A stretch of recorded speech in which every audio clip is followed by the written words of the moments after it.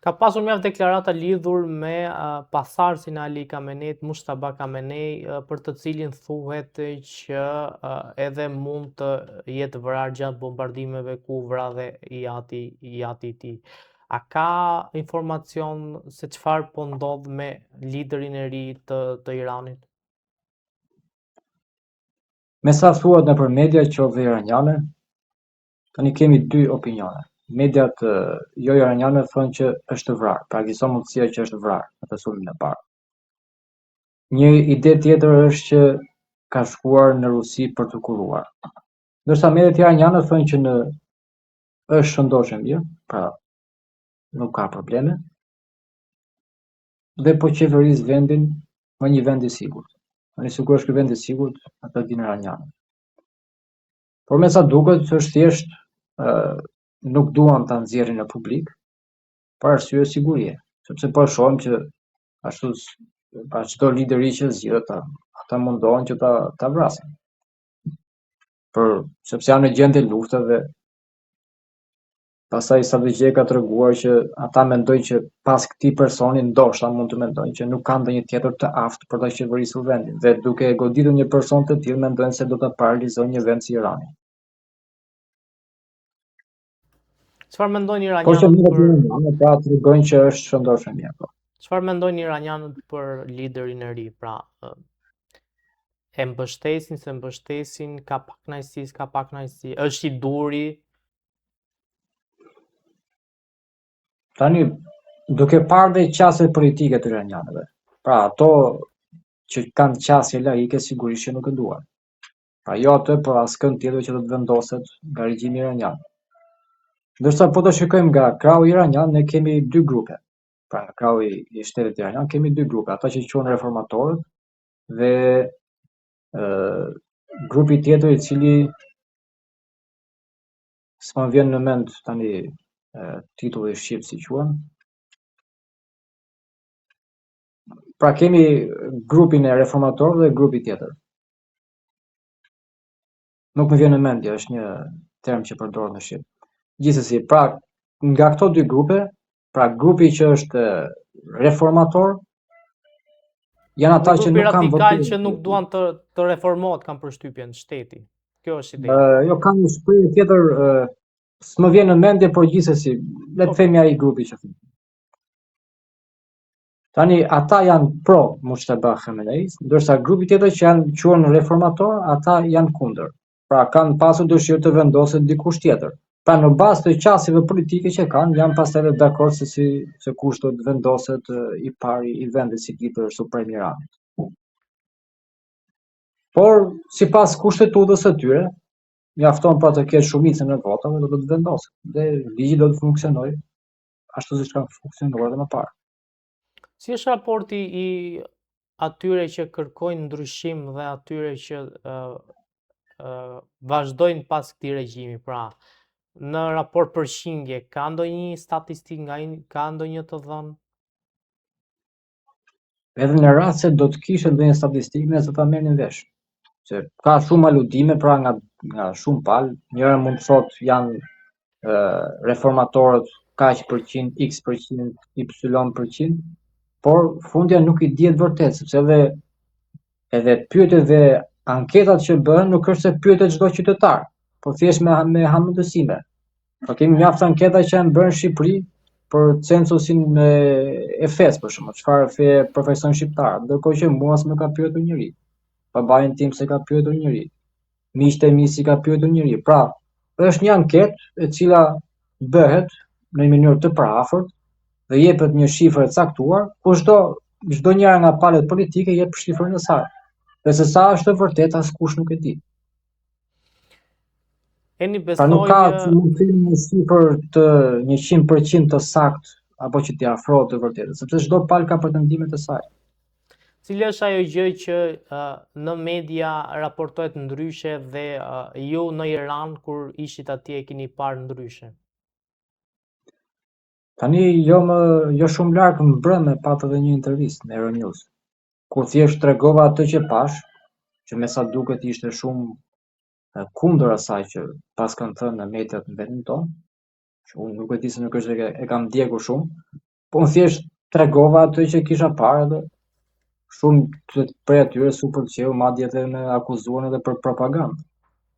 Tani ai që pash, me sa duket pas ka qenë e kundërt me atë që është thënë për mediat perëndimore. Tani unë s'e di se çfarë thuhet mediat perëndimore, se nuk e ndjek kështu se më intereson kjo gjë.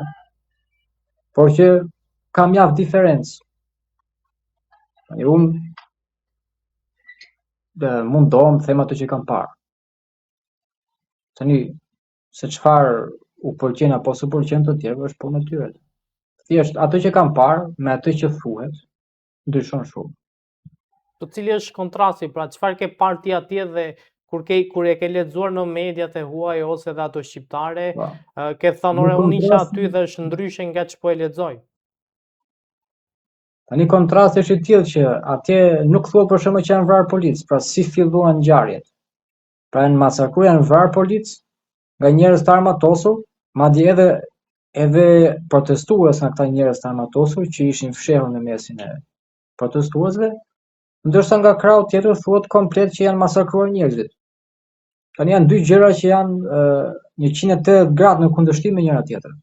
Në fakt flitet për gati 60.000, mos gaboj, në shifra jo zyrtare që mund të jenë vrarë gjatë protestuesve. Ndërsa në Iran është thënë që kanë mbetur të vrarë 6.000 persona, jo 60.000, dhe ata kanë nxjerrë të gjithë me numër personal, me ID personale. Pra këta persona që kanë mbetur të vrarë, qoftë nga protestues, qoftë nga policë, i kanë nxjerrë me lajmërim shtetëror, me ID personale, me numër personal. Dhe kanë thënë që nëse pala tjetër pretendon që kanë vdekur pra 60.000 veta, le të sjellin faktet. Dhe gjë të tilla nuk kanë ndodhur. Pra kjo është diferenca që kam parë me gjërat që unë kam parë dhe kam dëgjuar. Eni, kush është problematika më e madhe sot për sot në Iran përveç luftës? Pra, po flasim për njerëzit e thjeshtë. Kur i takon, kur flet, kur bisedon, ka ndonjë gjë për të cilën po themi janë të shqetësuar përveç të ardhmës së tyre si pasojë e luftës? Tani problemi kryesor me sa kam parë këto vite. Momentin e parë kur shkova në Iran kishin mirëqenie të lartë. Jashtëzakonisht të lartë, po flas për nivelin në Shqipëri. Se gjithë secili varet çfarë niveli ka, pasi nuk po flas për politikanët, apo ata që kanë rroga të larta. Po flas për një popull të zakonshëm. Dhe në vitet në vijim ka pasur një inflacion mjaft të madh. Dhe për shkak të këtij inflacioni ka pasur rënje të mirëqenies së popullsisë, rënje të mirëqenies së jetës. Dhe duke u përballur me kushte të tilla që për ne shqiptarët mund të jenë mjaft zakonshme, ndoshta edhe të mira, pra ata shikojnë disi ndryshe, ka pak kënaqësira, sepse në fakt janë një popull që janë mësuar të jenë në mirëqenie, s'u ka munguar gjë. Tani që janë ngusht, ndjehen, le të themi, si pra duhet të lëvizin pak për të siguruar jetën. Dhe kjo ka bërë që të ketë pak kënaqësira. Pastaj ka shumë faktorë të tjerë të cilët ndikohen në çdo gjë. Pra nuk ka thjesht probleme ekonomike, ka individ të ndryshëm të cilët mund të bëjnë diçka që popullatës nuk i pëlqen. Edhe pastaj mund të bëhen interpretime apo edhe nxitje ndjenjash, të cilat e bën njeriu që të lëvizë në një orientim të caktuar politik. Gjatë këtyre viteve ke parë diçka të përbashkët mes shqiptarëve dhe iranianëve? Në fakt kemi shumë të përbashkëta me iranianët. Përveç gjuhës, pra ne kemi mjaft fjalë të përbashkëta me Iranin, kemi edhe gjëra të përbashkëta, sepse ne në Shqipëri kemi bektashizmin, i cili beson në 12 imam, pra është një rrymë islame që beson në 12 imam, ku i pari prej tyre është Imam Aliu. Po ashtu kemi dhe iranianët që ndajmë të njëjtin besim. Dhe duke qenë se ndajmë të njëjtin besim, pashtuar dhe faktin e Sultan Novruzit, që i themi në Shqipëri që është festa Novruzit në Iran, pra është viti i ri, Nowruz, dita e re. Këto dy faktorë bën të mundur që ne të kemi shumë gjëra të ngjashme me njëri tjetrin, pa që nevojë që të kemi ngjashmëri në racë dhe në kulturë. Pra këto dy gjëra, pra Sultan Novruzit, po edhe besimi në 12 imam, bëjnë që ne të kemi shumë gjëra të përbashkëta. Po ashtu edhe gjatë sundimit osman, pa hyrë në analiza ka qenë mira, ka qenë keqe, çfarë ndikimesh të mira apo të këqija ka pasur, dim që në kohën e osmanëve gjuha perse ka qenë gjuha letërsisë. Pra ka qenë gjuha atyre personave që e mbanin veten për, le të themi, për aristokrat. Dhe normalisht ka ndikuar edhe në Shqipëri. Edhe kemi dhe Naim Frashërin, Sami Frashërin. Naim Frashëri ka shkruar madje edhe rregullat gjuhësore të gjuhës perse. Ka dhe një nga botimet e tij në gjuhën perse me poezi është Takhayulat, pra i titulluar në persisht. Pra kemi mjaft ngjashmëri kulturore me Iranin, kulturore fetare, të cilat bëjnë të mundur që ne të kemi këto ngjashmëri me njëri tjetrin pavarësisht se jemi raca të ndryshme. Nëse do kisha mundësi që të zgjidhje mes dy vendeve, Shqipërisë apo Iranit, kë do zgjidhe për të jetuar? Vetë fakti që jam kthyer në Shqipëri, çfarë do të thotë? Që unë jam shqiptar, e dua Jo, vendin po tim. mund të jesh kthyer edhe si pasojë e luftës, se po flasim në Po, rastet si kur pasojë. atje nuk Pikërisht, në luftohet, rast se unë do është bëj paqe. Iranin më shumë, do të qëndroj në Iran dhe do luftoja, apo jo? Se logjika këtë tregon. Flas nga jo çfarë, jo këtë do më shumë. Jo këtë do më shumë, mos keq kuptove, se patjetër që do dua Shqipërinë, por në mundësitë që të ofrohen në Shqipëri, se ka njerëz shumë që jetojnë në Gjermani, Britani edhe vende të tjera, por edhe ata njerëz që duan Shqipërinë, por për të jetuar si pasojë e ofrimit mundësive, zgjedhin një vend tjetër përveç Shqipërisë për të jetuar. Pra e kam fjalën për aspektet që mundësi që ty të ofron për të jetuar, kushtet, jetesa. Dgjoj, unë në Iran një herë në 2 muaj paguaj ujë, drita, gaz 2 deri në 3 euro. Ndonjëherë edhe 1 euro. Pra për 2 muaj. Dhe drita, ujë, gaz pa ndërprerje dhe nuk kemi depozita. Por uji është i lidhur direkt ku në mes të shkretirës.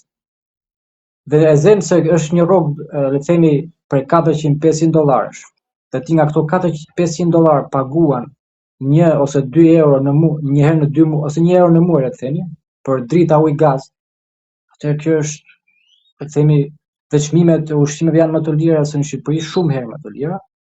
Atëherë për të jetuar një jetë komode, që në dimër të jesh ngrohtë dhe në verë të jesh fresk, pra kushtet minimale të jetesës, le të themi, jo minimale, por janë dhe mjaft komode, për një jetë të qetë familjare, ku në çdo qytet ka me mira parqe, janë edhe mundësitë e biznesit janë më të shumta në Iran.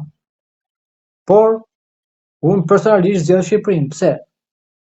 Pavarësisht faktit se ka mjaft vende që janë më të zhvilluara se Shqipëria, Shqipëria është vendi im. Tani ja vlen të sakrifikosh pak nga mirëqenia ekonomike për të jetuar në vendin tënd me njerëzit e tu të dashur dhe me ata që ndajnë të njëjtat ide me ty. Sepse është vendi ku jemi rritur dhe sado që mund të jetojmë, pra për çdo vit që jetojmë jashtë vendit tonë, mendja na rritet vendi. Pra rritet familja, të afërmit, të miqt, të shokët. Pra sado që mund të jetosh në një vend, prap i huaj je. Dhe kot nuk thot populli që guri është i rënd në vend të vet. Keni është folur shpesh për kufizim të lirive në Iran. Ti si e ke parë duke qenë dhe jetuar dhe atje? A ka kufizim të lirive dhe kush është ajo gjë që në Shqipëri po themi nuk ndalohet dhe në Iran është problem që ta bësh? Tani vetme gjë që mund të thuhet për shembull liria është çështja e veshjes. Aty ka një kod veshje në Iran, e cila kohë të fundit nuk është se është respektuar shumë ky ligj, por më parë ka qenë më i theksuar. Dhe nuk të lejohet që të dalësh me pantallona të shkurtra, sepse ata e konsiderojnë si diçka turpi. Ky është mentaliteti iranian.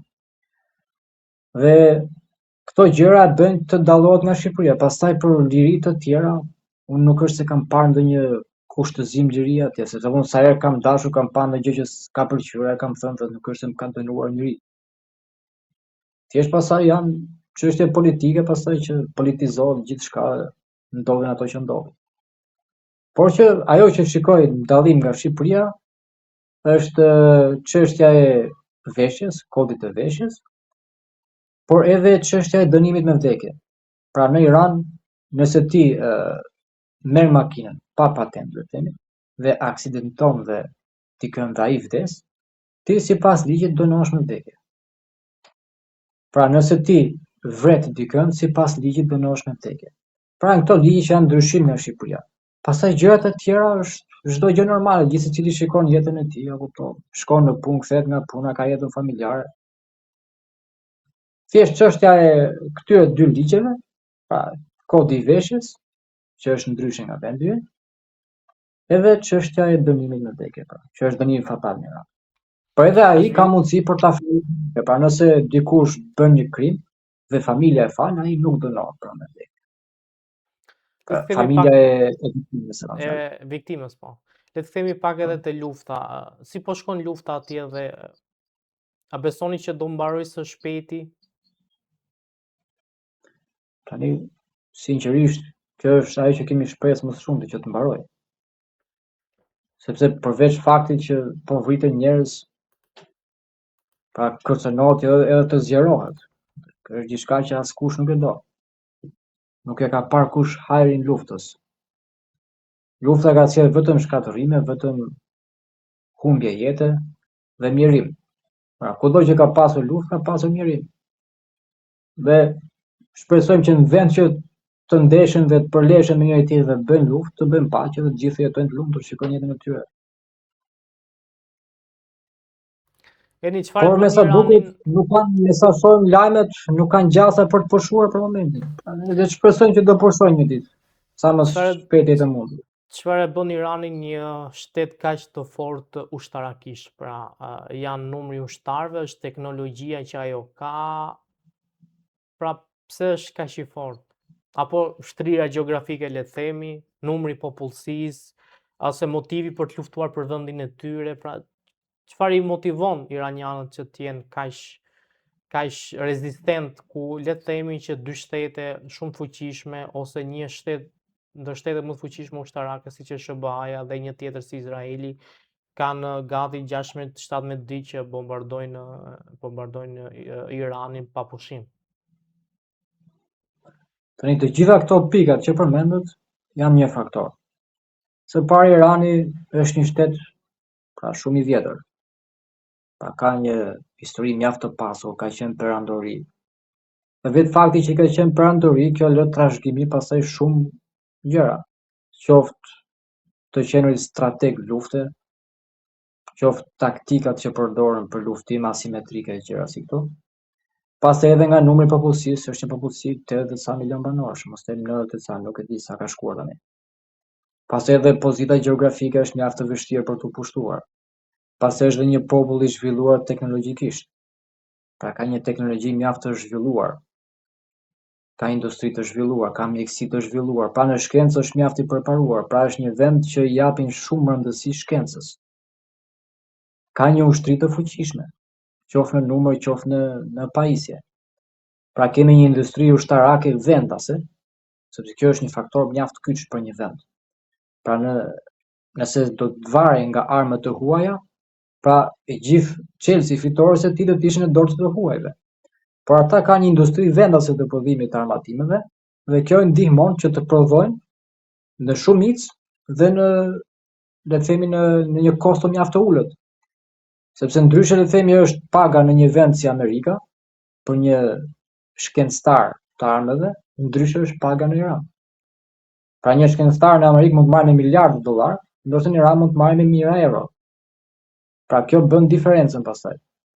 Dhe kjo bën të mundur që Irani të ketë prodhim të vazhduar, por edhe me që janë dhe të dhënë pas shkencës, bën edhe shpike të reja dhe inovacione të cilat po surprizojnë sot dhe ne përshikojmë një vend si Irani që i reziston pra një superfuqie si Shtetet e Bashkuara të Amerikës. Dhe kemi Trumpin që thotë që po i kërkon tani ndihmë NATO-s, që do të thotë që kjo është një deklaratë mjaft e rëndë pra nga Amerikës. Pra të kërkosh ndihmë, duke qenë superfuqia botërore, të kërkosh ndihmë nga NATO-ja për të hapur ngushtisën e Hormuzit, që do të thotë që është në kontrollin e iranianëve. Tani këto gjëra tregojnë që me të vërtetë Irani pas ka qenë një tigër i vërtet, jo një tigër në letër. Pra këto gjëra, gjithashtu edhe historia ka treguar që Irani ka ditur t'i bëjë ballë edhe perandorive të mëdha si perandoria osmane. Pra nëse e shkruajmë historinë e perandorisë osmane, ajo ishte shtrirë në çdo anë përveç fqinjit të saj që ishte Irani asaj kohë në dinastinë e Safavitëve. Dhe të gjitha këto janë faktorë që kanë ndikuar të dalë një Iran i sotëm, i cili i bën ballë dy superfuqive botërore, Amerikës dhe Izraelit. Kush janë ato shtete me të cilat Irani ka raporte mjaft mira dhe ndoshta në mënyrë të fshehur po e ndihmojnë në këtë luftë? Ndoshta tani se si e ndihmon në mënyrë të fshehur, po me sa pash një lajm, ministri i jashtëm i Iranit, Arakçi, tregoi që ka marrëdhënie të mira me Kinën dhe Rusinë dhe tregoi që kanë pasur dhe në mos gaboj marrëveshje ose ndihma ushtarake. Që sipas deklaratës së tij, ndoshta ka dhe mbështetje nga Kina dhe nga Rusia. Por në terren, me sa po shikojmë, armët që janë përdorur janë të gjitha iraniane. Ndoshta i mbajnë dhe sekret për ndonjë përballje më të ashpër, nuk e di. Besoni që do përshkallëzohet akoma më shumë lufta dhe si shikoni fundin e kësaj lufte, me një përfundim pa fitore të askujt apo me një fitore të Shtetit Bashkuar të Amerikës dhe Izraelit? Shpresojmë që të ndalojë lufta, por me të vërtetë është një situatë kaotike. Sepse nëse Shtetet e Bashkuara të Amerikës tërhiqen, i bie që të bie hegemonia amerikane. Pra i bie që Amerika të mos jetë më superfuqi e botës. I bie që Amerika si superfuqi e botës që është të mposhtet në një vend si Irani. Dhe i bie që Amerika të tërheqë të gjitha bazat dhe ndikimin e saj në lindjen e mesme, gjë që nuk është e pëlqyeshme nga Amerika dhe është një rënje e madhe për të, kështu që nuk besoj se do të tërhiqet. Nga ana tjetër, as iranianët nuk dorëzohen sepse të tillë kanë natyrën e tyre. Pra janë popull që nuk dorëzohet, luftojnë deri në fund.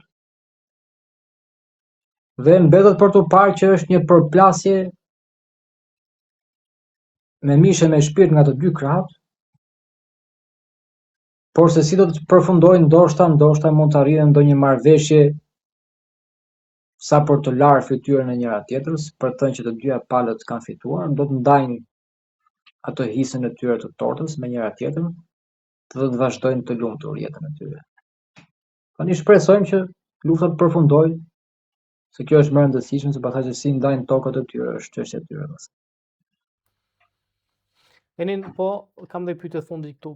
Është folur shpesh për dëmtimet të Iranit, pra që kanë shkaktuar bombardim. Po nga ana e Izraelit, a ka po themi të dhëna se çfarë ka ndodhur në qytete ku janë bombarduar nga raketat iraniane? Tani në Iran lajmet tregojnë që çdo ditë bëhen gati 3 valë sulmesh. Për çdo ditë, ndaj Izraelit, por edhe ndaj bazave amerikane në lindjen e mesme. Ndërsa për sa i përket Izraelit, ka pasur disa video që qarkullojnë, që tregojnë dëme kolosale në Izrael, por nuk është se ka shumë informacion. Pra madje edhe disa ka dhe video që janë të krijuar nga inteligjenca artificiale, por ka dhe nga ata që janë të vërteta. Dhe informacioni për shkak të censurës që është në Izrael, nuk qarkullon shumë informacion dhe mbetet për të parë pas luftës se kush kanë qenë me të vërtetë dëmet. Se zakonisht pas luftës, për arsye se nuk ka ndikim për të ulur moralin e njerëzve, tregohen dhe pamjet që reale pas se çfarë ka ndodhur në luftë. Por zakonisht gjatë luftës të dyja palët nuk është se i tregojnë shumë dëmet që kanë pasur, për arsye moralit të ushtrisë dhe të popullit.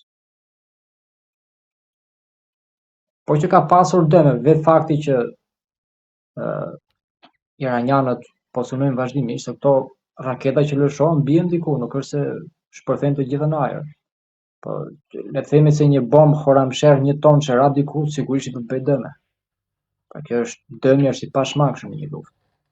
Pastaj se në çfarë mase, këto gjëra besoj do të merren vesh pas luftës.